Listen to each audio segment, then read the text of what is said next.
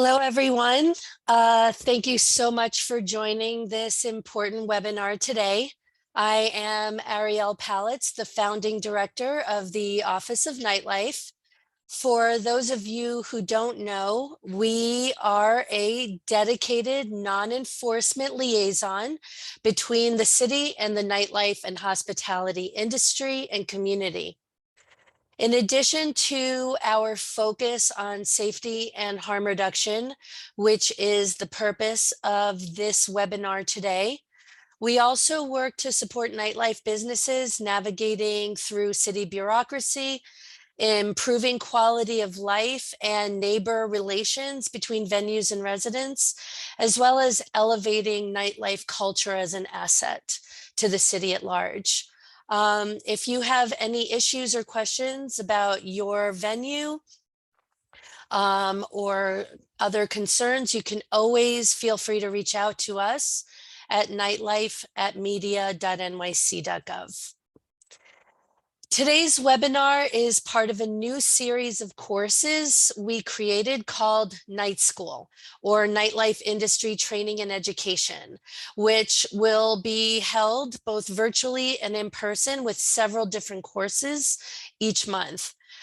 This is a series to share resources and trainings for owners, workers, and patrons, addressing how to best engage with different city agencies and their resources to help open and operate nightlife businesses to improve proactive harm reduction and quality of life issues and more. So if you're interested in the entire curriculum, you can also find out more at nyc.gov/NITE school. That's NITE school. And my colleague will put that link in the chat. For today, though, really the safety and well-being of the nightlife community is really a top priority for our office. Because of this, we created the NARCAN Behind Every Bar initiative with our partners at the Health Department to provide venues, staff, and security with life-saving training, as well as patrons, life-saving training on how to use Naloxone, and for venues to get free overdose rescue kits by mail.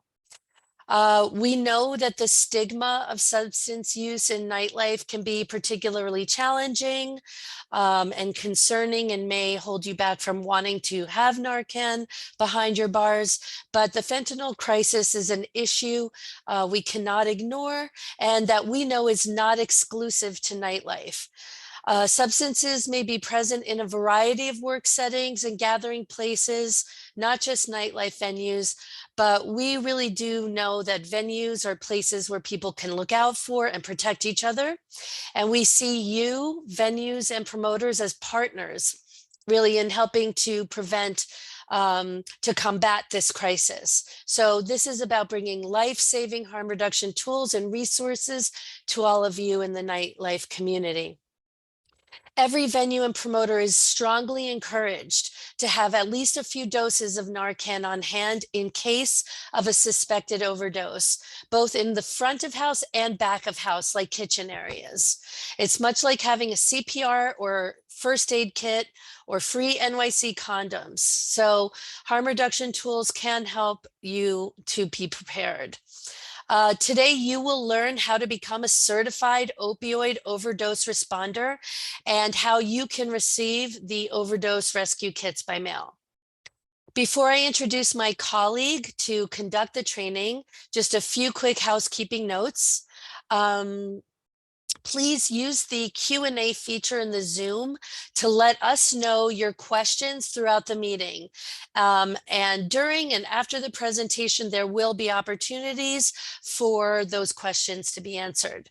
Also, this meeting is being recorded and live streamed to Facebook. Nobody's video screens or names will be presented or shown, so your anonymity is protected. And a recording will be available to share with your staff and other colleagues who would like to view the training at a later time.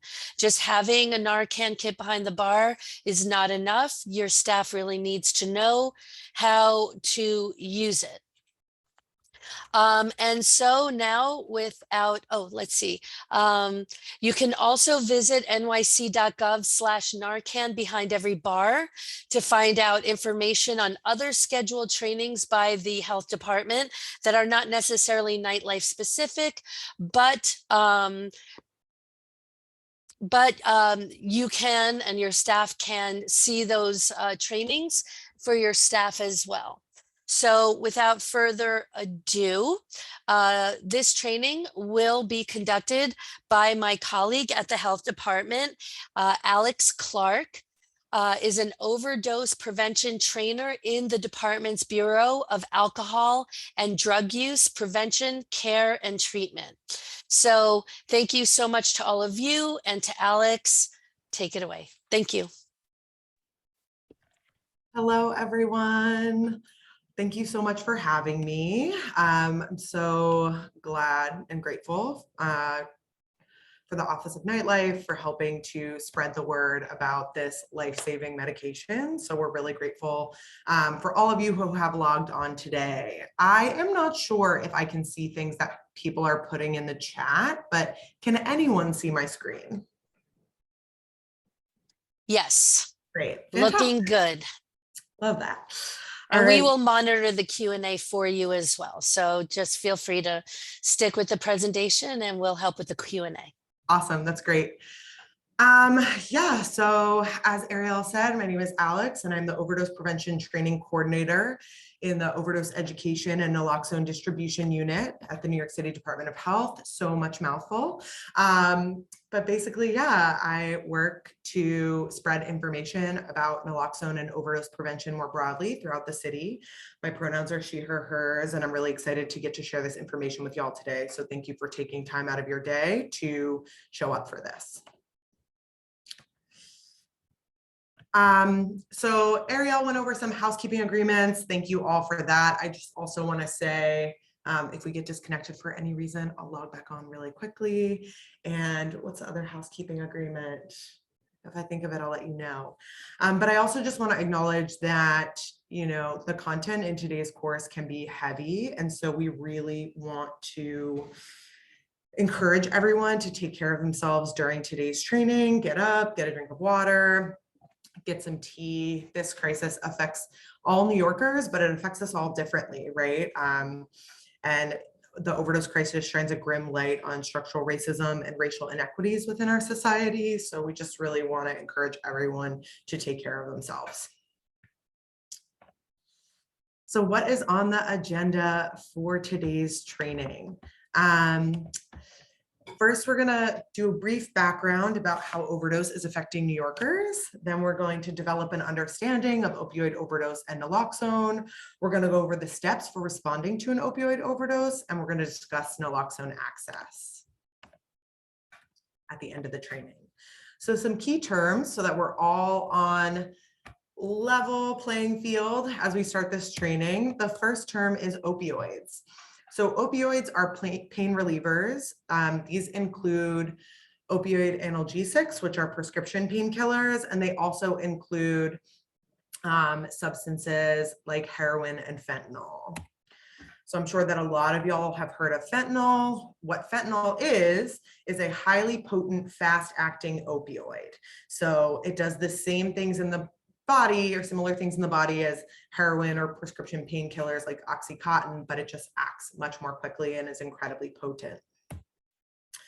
And finally, our last key term is naloxone. So naloxone is a safe medication that can reverse the effects of opioids and prevent fatal overdose.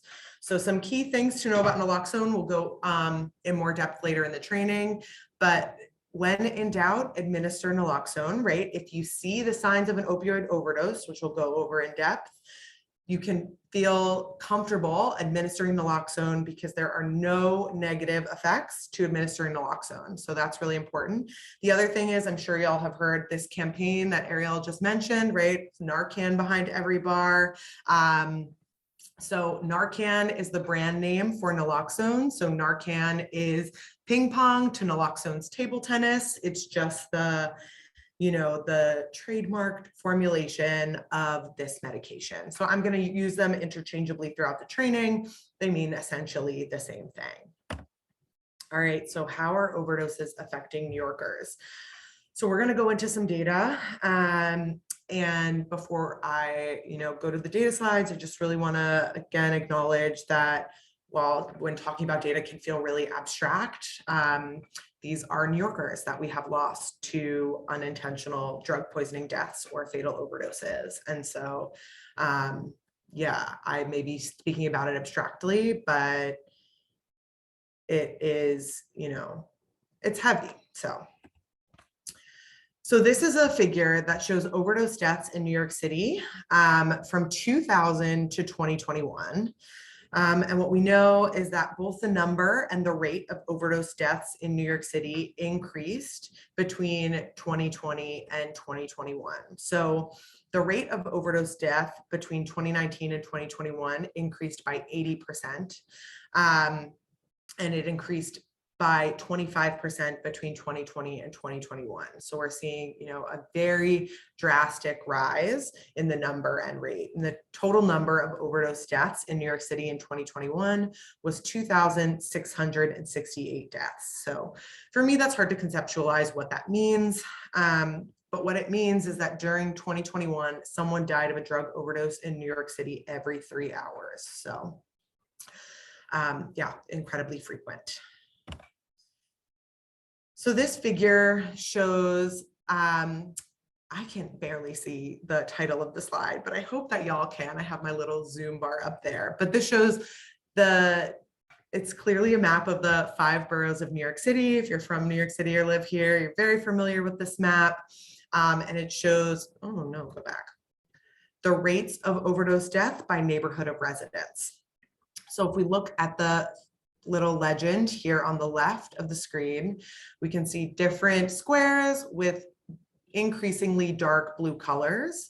So the darker the color of blue, the higher the rate of overdose fatalities.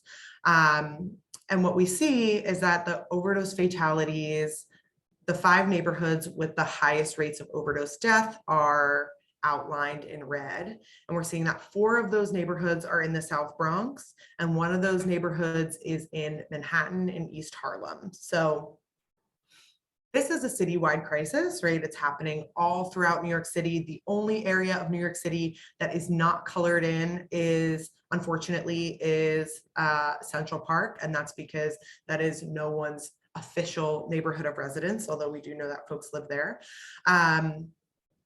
But yeah, it's a citywide crisis. It's impacting everyone, but it is having a disproportionate impact in, communities that have been where we have seen systemic divestment. So, right, so communities where there has been divestment in housing infrastructure, in, in jobs, in education, that is where we're also seeing disproportionate rates of overdose fatalities.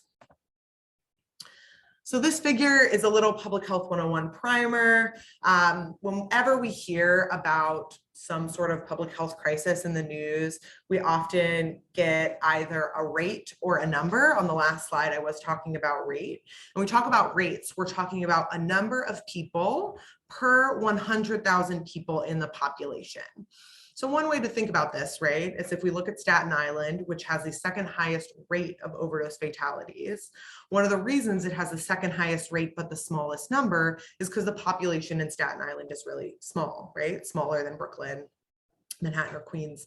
And so when we think about, who is being impacted by a crisis, it's important to ask, oh, they're giving us the rate, but what does that mean in terms of number? And on the last slide, we saw that 4 of the highest neighborhoods, 4 of the neighborhoods with the highest rates of overdose fatalities were in the Bronx, but that doesn't mean that this crisis isn't impacting folks in Brooklyn. So when we look at the number of overdose deaths, we see that Brooklyn had the highest number of overdose deaths. So this is all to say that, this crisis is impacting us all. So what substances were involved in these overdose fatalities in 2021? Well, what we know is that fentanyl, for the 5th year in a row, was the substance involved in the highest number of overdose fatalities. Fentanyl was involved in 80% of overdose fatalities. Any opioid was involved in 84%. Cocaine, and this includes crack cocaine and powder cocaine, was involved in 47% of overdose fatalities. Heroin was involved in 37%. Benzodiazepines, which are central nervous system depressants like Klonopin or Xanax, were involved in 17%. Xylazine was involved in 16%, although all 16% of xylazine overdose fatalities included fentanyl, which is just really important to note. Prescription opioids were involved in 15%, and methadone was involved in 13% of overdose deaths in 2021. And these numbers don't add up to 100% because people, whether knowingly or unknowingly, may be ingesting multiple substances at a time. And what we know is that when people ingest multiple central nervous system depressants, which is multiple substances that suppress someone's drive to breathe, which we'll talk about more later, they are at higher risk for overdose fatality, for overdose period, and then potentially overdose fatality. Great. So as I said, fentanyl for the 5th year in a row is the most common substance involved in drug overdose deaths. 80% of drug overdose deaths involved fentanyl in 2021. So fentanyl is being found increasingly in the New York City drug supply. When we talk about fentanyl, we're talking about non-pharmaceutical fentanyl, right? Fentanyl is used clinically all the time in surgery, for prescriptions, for pain, given in the form of patches or lollipops.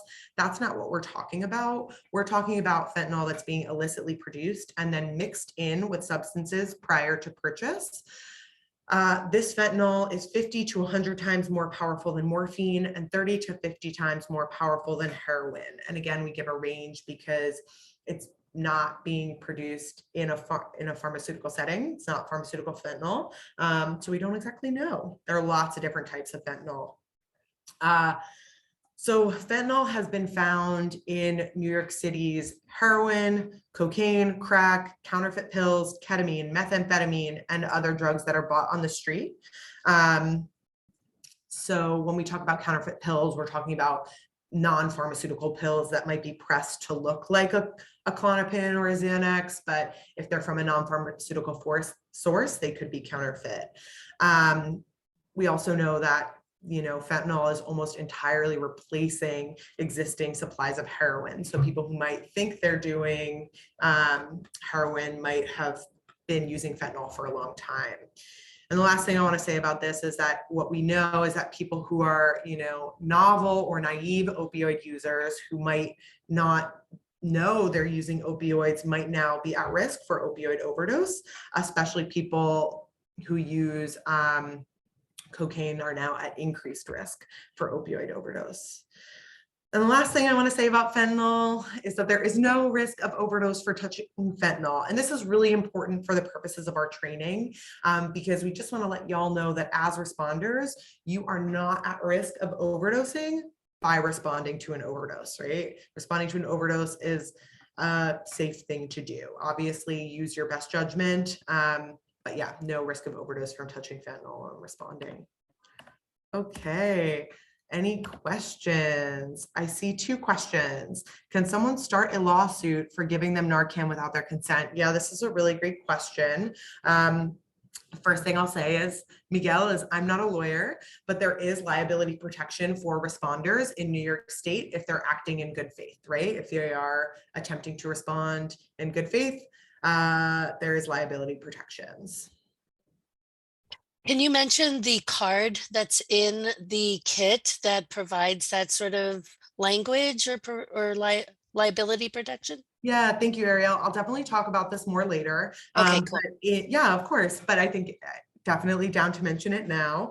When you're trained, if you choose to receive a kit, you will get in your kit a blue card, which I will talk about more later. That is your permission to carry around naloxone. It says you have been trained, and you are, you know, you've been trained to respond. Thank you for pointing that out.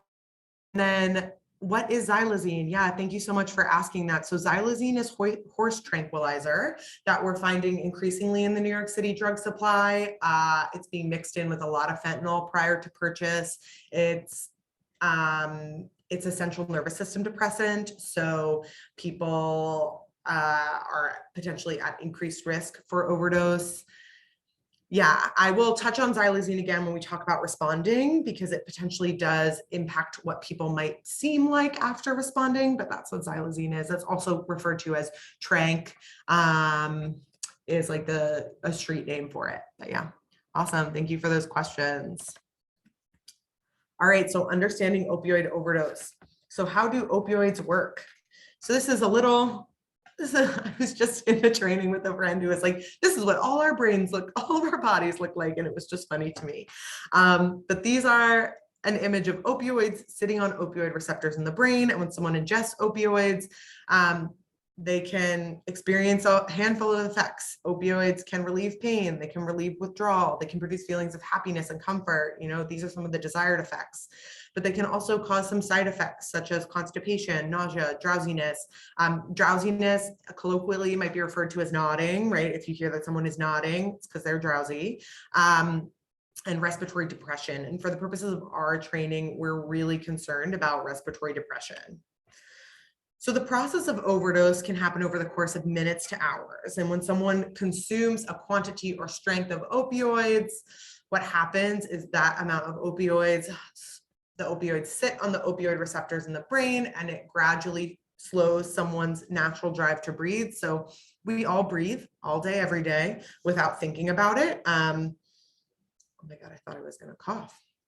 But when opioids are sitting on the opioid receptors in our brain, this natural process slows down. So when breathing slows, the amount of oxygen that's being circulated to major organs, such as the heart and the brain, decreases, and eventually these organs stop functioning. And this can lead to unconsciousness, coma, or fatal overdose. So it's rare that someone dies immediately from an overdose. And when people survive, it's because someone was there to respond and to administer naloxone. So again, super grateful for y'all for thinking about how you can potentially intervene on this process. So what are some risk factors for overdose? So some common risk factors that we know are: one, changes in tolerance. So as a person uses a substance over time, the way their body responds to that substance changes. So, you know, my example is when I first started drinking coffee, I would have 1 cup and I would be vibrating all day from the caffeine, the drug in the coffee. And now I need to drink coffee all day, every day to achieve the same desired effect. That is true for opioids as well, right? When you first start consuming opioids, your body is having one type of reaction, but over time it gets used to that amount of opioids and you need more opioids to achieve the same desired effect. If you stop using opioids for any reason, if you're incarcerated or you can't access supply, or you went to an abstinence only treatment program, your tolerance will decrease. And if you start using opioids at the same amount that you were, you're potentially at risk for opioid overdose. The next one is mixing drugs. So as I said previously, ingesting multiple central nervous system depressants, right? Because it might not necessarily be intentional, puts you at risk for overdose. And also, like, you know, consuming alcohol and then other substances puts you at risk for overdose. Yeah, drug quality. So when you're purchasing substances off the street, you don't always know what's in them, right? And so that could potentially put someone at risk for opioid overdose if some other things are being mixed in with the substances prior to purchase. We know that a previous non-fatal overdose makes someone 2 times as likely to potentially experience another opioid overdose. Oh, I didn't mean for those to show up yet. Those are a secret, not really. So this just sort of highlights how challenging it is to make changes to patterns of use. And yeah, so we just want to flag that. And then also using alone here is a little misleading because it's not a risk factor for overdose, but it is a risk factor for fatal overdose. So when you're using alone, there's potentially no one there to respond. But we just want to highlight that use of any opioids can put someone at risk. So risk reduction strategies. So we at the Department of Health, acknowledge that substance use happens, right? Like this is a real thing. We're not trying to deny reality, but these are some risk reduction strategies that people can take if and when they're possible to potentially mitigate some of the harms that come from using substances. So, if you take a break from using for any reason, whether your choice or not, you can be careful when you begin using again. And these are strategies that you can use in your personal life. You can share with pals or friends or family members, loved ones. They're just, good universal strategies for preventing opioid overdose. So, you can do a slow shot or a test shot to see how your body is responding to the substances. You can make an overdose plan. If you Google overdose plans, it will have lots of different questions about how to potentially prevent overdose, and have a phone on hand to call 911. This is more for if you're responding to a loved one. You can buy from people you trust and ask about changes in product quality with others who buy from similar folks, right? You can use with someone and take turns. So they could use and then you could use, or you could use and then they could use, so that someone's there to respond. Or you could use the never use alone hotline. And then, if and when ready. So we said it's really hard to make changes to patterns of substance use, and if and when ready, medication for opioid use disorders such as buprenorphine or methadone are really helpful for people who are, have opioid use disorder. So as I mentioned on the last slide, making changes to substance use is super challenging. And I believe it's made even more challenging by the way our society, treats people who use drugs. Like there is so much stigma against substance use, and the words we use and how we talk about substance use really matters. And I think about, especially as people who are potentially going to be responding to an overdose, like how we think about engaging with those folks when we're responding and afterwards, and really does matter. And these words on the left are potentially stigmatizing language that I'm sure we've all used, right? Because we live in a culture that holds a lot of stigma against folks who use drugs. But these words convey a lot of judgment and potentially don't open the door for a conversation about changing patterns of use, if that's what the person wants, right? Or just open the door to connection and acknowledging someone else's humanity, right? And so the words on the right are some more compassionate, person-centered language that we can use when we talk about substance use. Yeah, I think some of my faves are, steering clear of using the word clean and talking about currently abstaining or making changes, rather than saying addict, saying person who uses or injects drugs, right? So just really being cognizant of the language we use. All right, so I'm going to pause again for any questions. There are currently no questions in the chat, but I'll give it a second.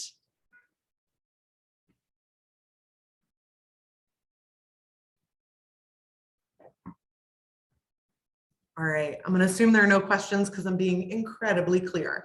But if you do have questions, please put them in the chat. All right, so understanding naloxone. So as I mentioned previously, naloxone's only function is to reverse opioid overdose. It has zero effect if opioids are not present. There is like one little caveat here that we're going to dive into. It's not that it's a negative effect, it's just something we want to be mindful of. Naloxone comes in a nasal spray or an intramuscular injection. And in this training, we're going to be talking about NARCAN nasal spray. So there are no negative effects of naloxone. And as I said, the caveat is that it may put an opioid dependent person in withdrawal. And this is really important, right? Because if we think about, we want to respond by causing as little harm as possible. So we really want to be super mindful when we're responding to an overdose, as mindful as we can be, given that we're potentially responding to a crisis, right? There's no potential for misuse or dependence. I was just chatting with a colleague who was talking about people in a program she worked at who really tried to misuse naloxone, and they were like, yeah, it's not possible. And as I mentioned previously, responders in New York State have liability protections. when responding to an opioid overdose. So we talked about how opioids work. Now let's talk about how naloxone works. So someone ingests some opioids, they're sitting on the opioid receptors in the brain. And if that person is experiencing an opioid overdose, you're gonna give them the naloxone, and the naloxone is gonna come into the body and bump the opioids off the opioid receptors in the brain. This process usually takes 2 to 8 minutes to restore the person's breathing, which is one of the things we're really concerned about in an opioid overdose, is that this person is not breathing because oxygen is not getting to their major organs. And naloxone lasts in the body for 30 to 90 minutes. So after the 30 to 90 minute period, any opioids that are remaining in the body will reattach to the opioid receptors. But in that 30 to 90 minute window, the person will not have any opioids sitting on the opioid receptors in their brain. So now we're going to talk about responding to an opioid overdose. So before you can respond to an opioid overdose, you need to identify if an opioid overdose is even occurring, right? And this is a really crucial step. So so the signs of opioid overdose are that the person will have slow or stopped breathing. They will be unconscious or unresponsive. This is a huge one, right? If someone is unconscious or unresponsive, that is a huge flag that they may be having an opioid overdose. Blue, gray, white lips or nails. They'll be snoring or gurgling sounds, which means that person is gasping for air. And they may have muscle stiffness or rigidity, which is, we see this a lot with fentanyl. It's called wooden chest syndrome. So if you see someone who you believe is experiencing an opioid overdose, what you want to do first is check for responsiveness. So you can do this in 2 ways. First, we recommend shouting at the person. If you know their name, you can say their name, say you're going to call 911. If you're in a nightlife establishment, you're probably going to want to be very loud because I'm sure there'll be a lot of other things going on, right? But we really want to shout at the person to see if they're responsive, if they are aware of what's going on. The second thing, they don't necessarily need to be aware. Their eyes need to be open and they need to be, breathing. The second piece is that you can do a sternal rub. So if they're not responsive to you shouting, what you can do is take your fist, and you can all do this from wherever you are, and grind your knuckles into the person's sternum or the person's breastbone, applying pressure up and down. And I'm doing it right now and it's uncomfortable. It's not harmful in any way, but that could potentially cause the person to become responsive. Because it's just uncomfortable. And we always want to shout and perform the sternal rub before administering naloxone, because someone might be high, but not yet overdosing. So this is a really important distinction. And we've seen a lot of reports in the news recently about people using naloxone on someone who is awake, conscious, talking. That person is not experiencing an overdose, right? They might be high, but they have not met the criteria for overdose. And it's important to try to keep them alert and monitor them closely, because overdose is potentially still possible, to keep naloxone nearby, to stay with them and ensure that they're not alone, again, because overdose is still possible. And when in doubt about the medical event someone is experiencing, you can call 911 for medical help. So if someone is not responsive to the sternal rub, you can call 911 for medical help. And how we advise folks to do this is to give the dispatcher the address and the specific location, tell them what you see. Because I'm not a medical professional, I'm not going to say I'm with someone who's overdosing. I'll say I'm with someone who is not breathing, turning blue or gray, and is unconscious or non-responsive. So I would tell them what I see. And again, we encourage folks to call 911 for a handful of reasons. One is that this may not be an overdose. They might just be having some sort of other medical event that has caused them to go unconscious or unresponsive.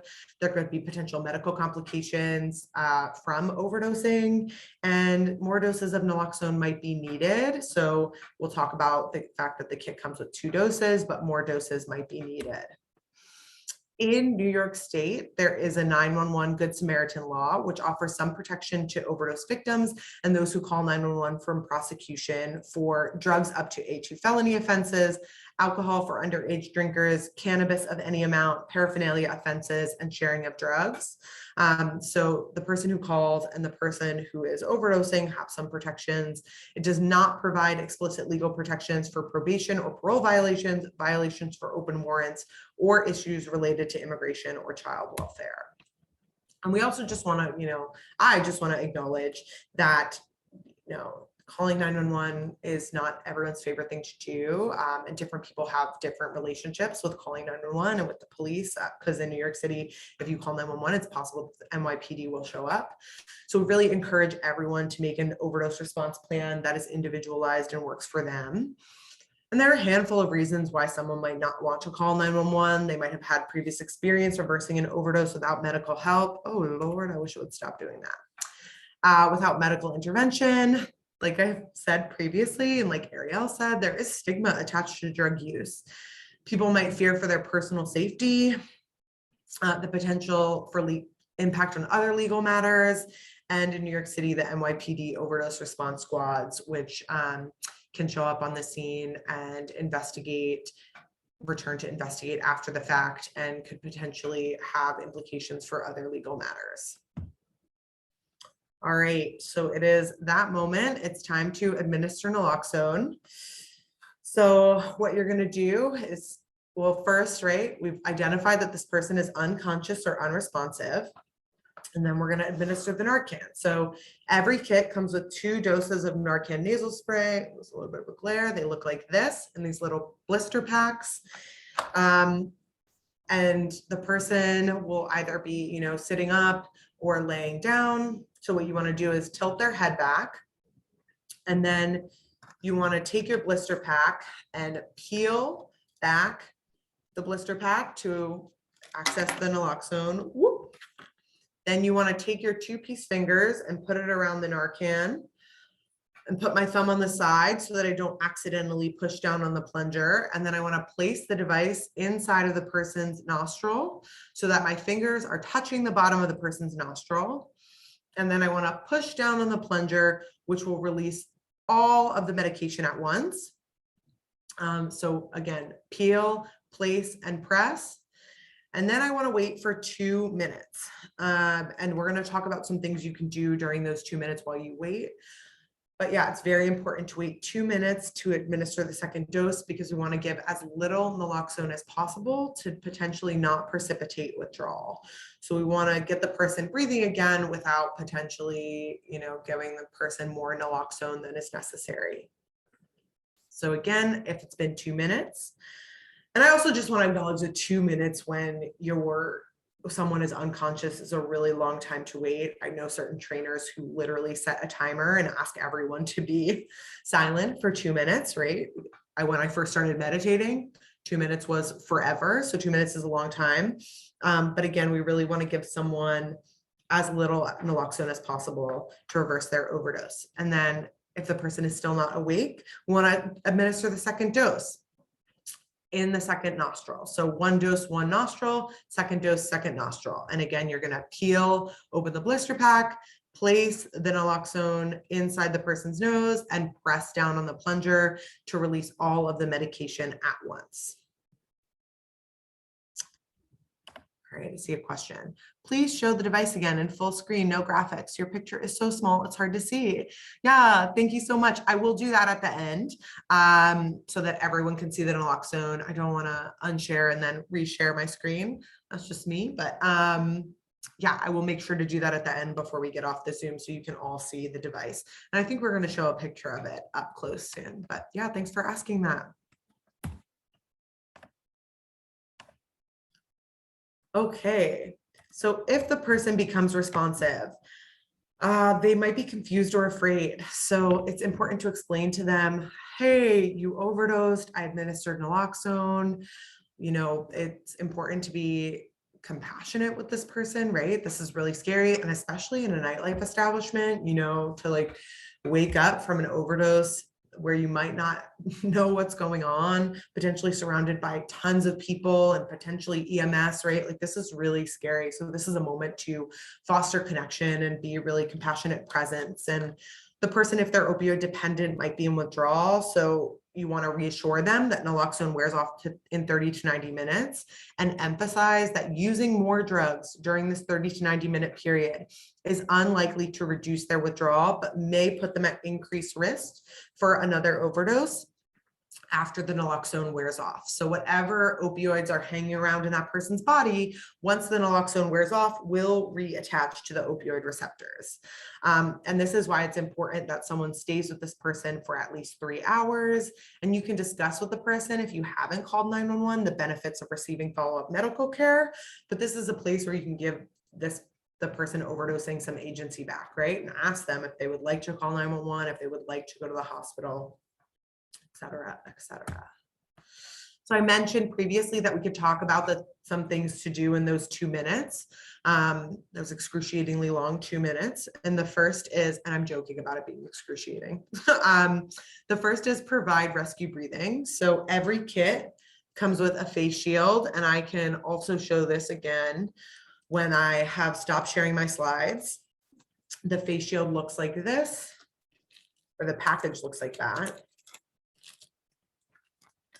The mask looks like this, and it has some writing. So what you want to do is tilt the person's head back again to open up their airway, and lay the face shield down over the person's face and pinch their nose. And the face shield has a one-way air filter. So you want to give 2 normal sized breaths and see if their chest begins to rise. If their chest doesn't begin to rise, you can try to reposition their head to open up their airway. And then you want to give 1 breath every 5 seconds. If you're CPR trained, you can do CPR. I'm not CPR trained, so if I was responding to an overdose, I would provide rescue breathing. And as I mentioned, right, like the thing that we're concerned about is that the person is not getting oxygen to their major organs. So this is a major way to provide some support for that person. The other way to provide support is to put someone in the recovery position. So the recovery position is shown here.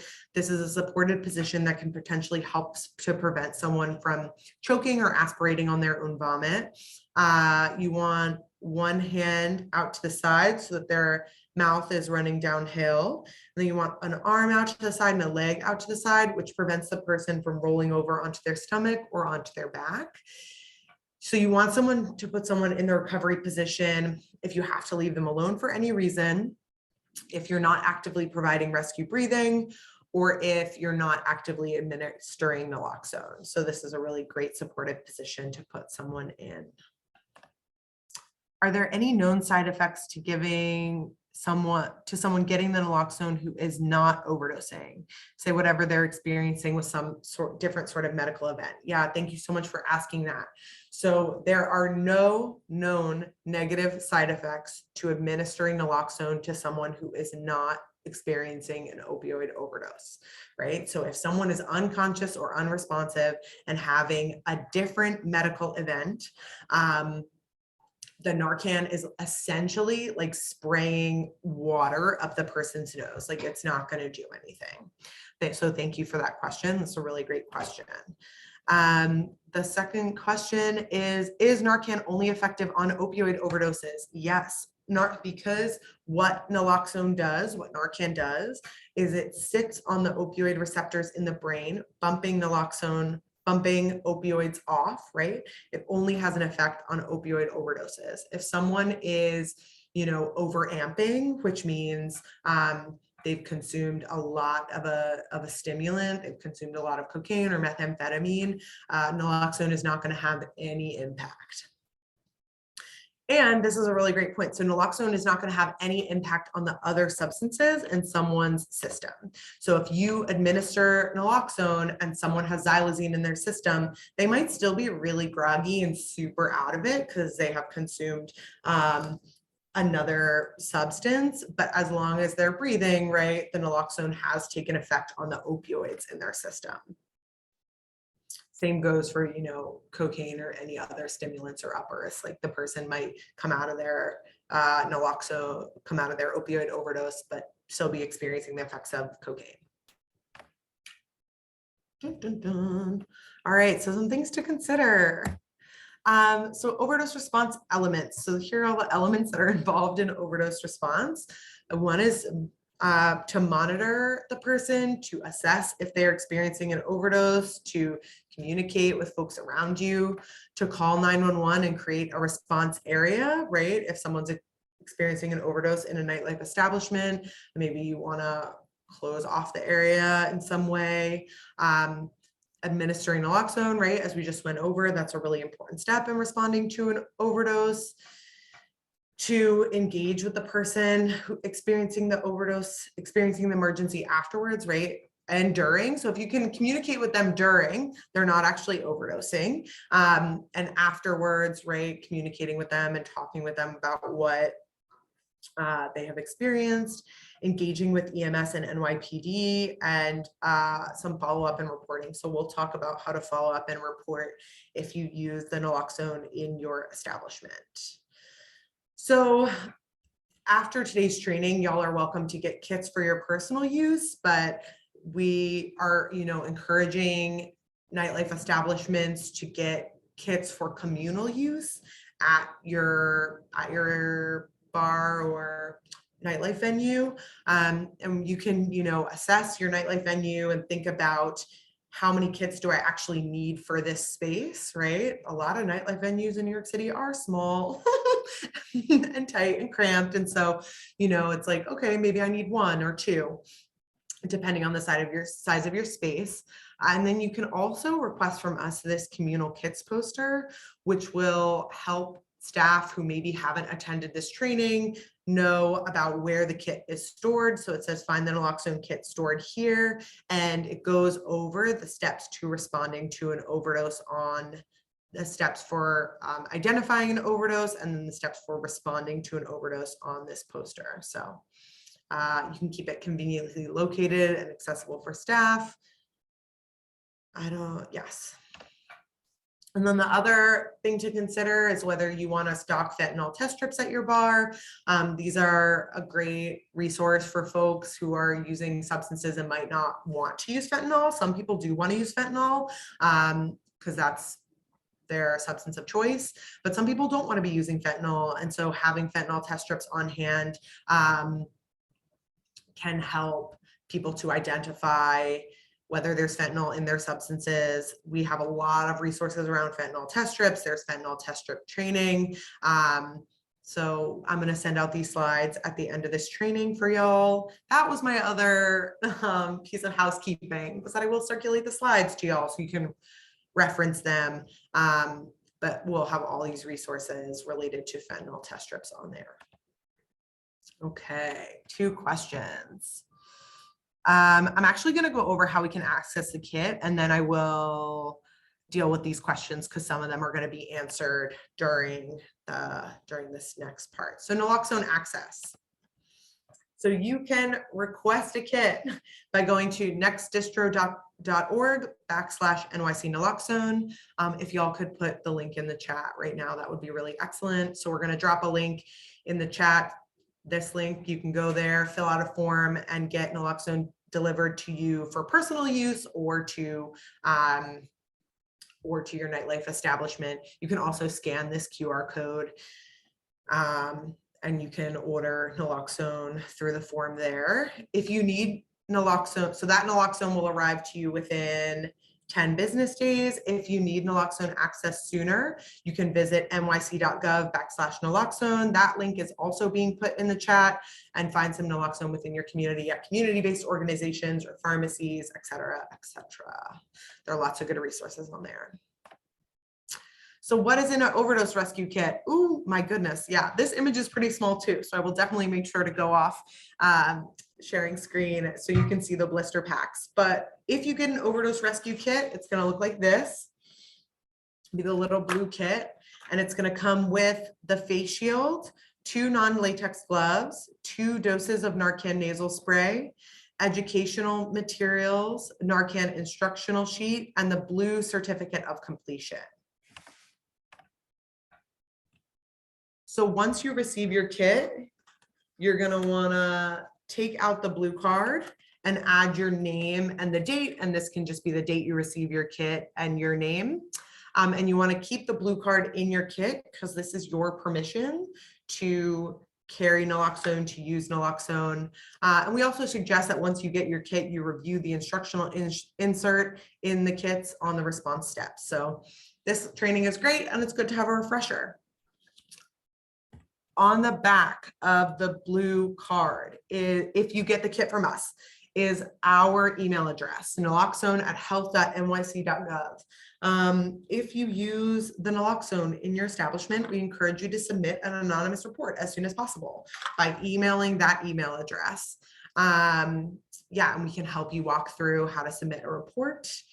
And then we also encourage you to get a refill of the naloxone after you use it. We encourage you to get a refill if you use one or more doses of naloxone, if your kit is lost, damaged, or stolen, or if the naloxone is expired. So I saw a question in the Q&A about expired naloxone. So I believe that naloxone lasts for 3 years. That's the time from when it's produced to when the expiration date is. You'll see the expiration date on the back of the blister pack here. It's also on the back of the blister pack here. But what we really encourage folks to know is that expired naloxone is better than no naloxone. So if you find yourself, 5 years from now, accessing the kit because someone's experiencing an overdose and all you have is expired naloxone, give them the expired naloxone, and then we really encourage folks to call 911. All right, so summary steps. Naloxone is a safe medication that can reverse the effects of opioid overdose. We want you all to look for signs of opioid overdose, specifically if the person is unconscious or not responsive. We want you to check for responsiveness by shouting and doing a sternal rub. Give naloxone. You can provide support in these 3 ways: getting medical help, doing rescue breathing, and putting the person in the recovery position. And finally, if you use naloxone, we really encourage everyone to report it and refill your kit for future use. Oh, and then finally, we have some additional training. So this is the last of our trainings with the Office of Nightlife. As I said, we're really grateful to y'all for helping to get the word out about this. We have upcoming training. So we host 3 trainings a month. So if you have staff members who are interested in attending, if you have pals who want to attend, here are the dates for upcoming trainings, and they can also be found at the nyc.gov/naloxone link that was posted in the chat. All right, and now I'm going to answer some questions. So first things first, I'm going to stop sharing my screen. Hopefully my image will be larger now. So this is what the blister packs look like. I don't know why I showed them both. They're exactly the same. Yeah, so I hope that was easier to see. And then this is what the blue card looks like. You'll put your name here and the date here. And this is your certificate of completion for this training. Great, now I'm going to look at some other questions. So regarding what happens if someone becomes conscious following the application of NARCAN. If this is happening in my restaurant, I know from a former owner considering and guest-facing perspective, they will not want the person to remain on the premises for 3 hours, nor for me to be with them for 3 hours. In this scenario, isn't the most responsible to call 911 regardless of the person's interest if they haven't indicated there is anyone specific to come and get them? Yeah. I mean, I think I hear the concern, right? And I think this is really important to think about. We at the Department of Health really want to emphasize the agency, dignity, and humanity of folks who are using substances, that this is, paramount in our work and to creating the world that we would like to live in. And so, yeah, I hear that there are some competing concerns here, and ultimately you're the one who's responding. So you're going to have to do what is best for you, but we really just do encourage folks to give dignity to the person who has just experienced this medical event. I hope that answers your question. I get that it's a sticky situation. What's the shelf life expiration date on a kit? Do I have to replace them every year? Yeah, so if it gets expired in 3 years, you go in and look and see it's expired. We encourage you to replace it. If all you have is expired naloxone, use the expired naloxone. Do we get a certificate for doing the training? Unfortunately, no, there are no certificates for doing the training. I will send a follow-up email confirming your attendance. So if for whatever reason you need to prove that you were at this training, that can serve as proof that you were here. But no, this is a certificate of completion if you get a kit, but just for doing the training, no.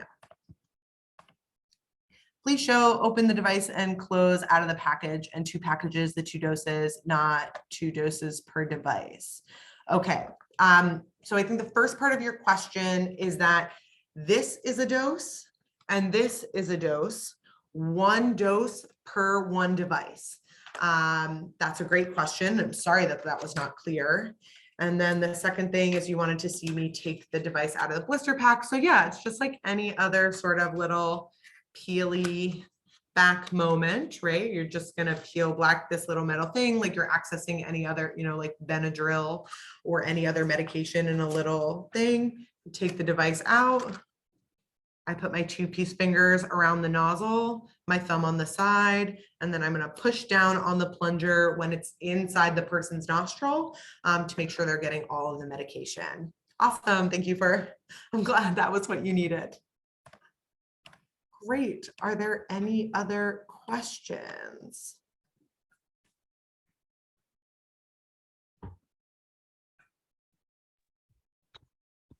All righty. Well, Alex, thank you so much for such a thorough and human presentation on this really important training for the nightlife community to feel comfortable with knowing how to use this and to really feel, I think, hopefully confident that they can do it. I just want to, remind and encourage everyone to make sure that there are kits that are maybe in the front of the house as well as back of the house to make sure that not only patrons, but also staff are also considered, like kitchen staff and so forth.